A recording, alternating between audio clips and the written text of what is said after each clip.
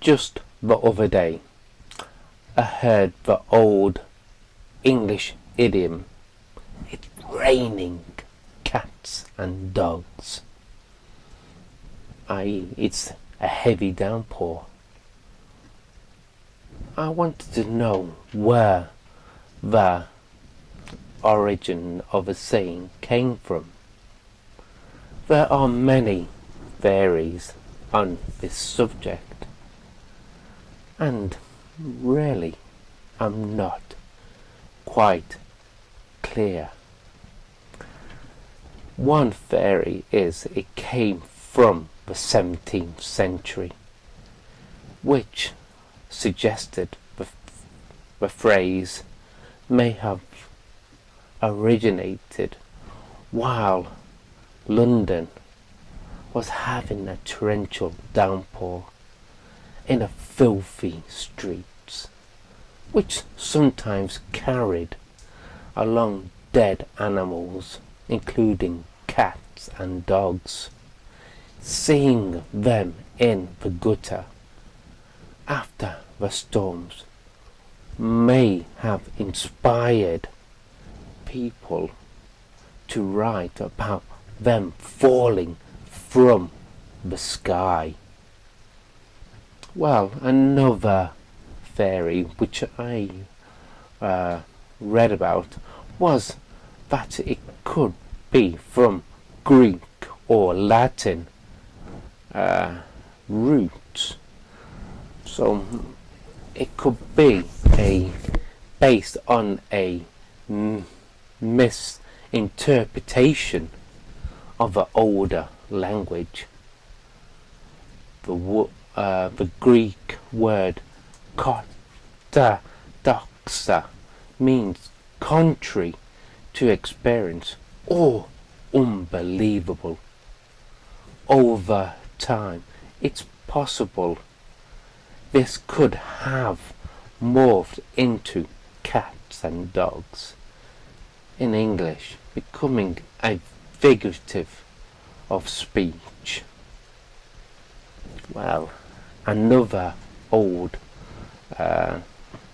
theory is that it came from Norse mythology.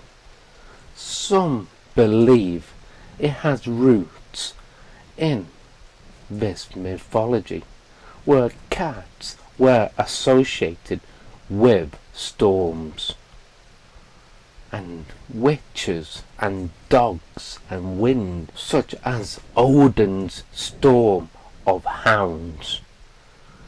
This might have influenced the imagery of a violent weather. But English literature, well, the first recorded use of the phrase is in a modern day form, which is found in Jonathan Swift's poem, A Description of a City Shower, which was written in 1710, where he wrote, "Drowned puppies, stinking sprats, all drenched in mud, dead cats and turnips tops to come tumbling down the flood."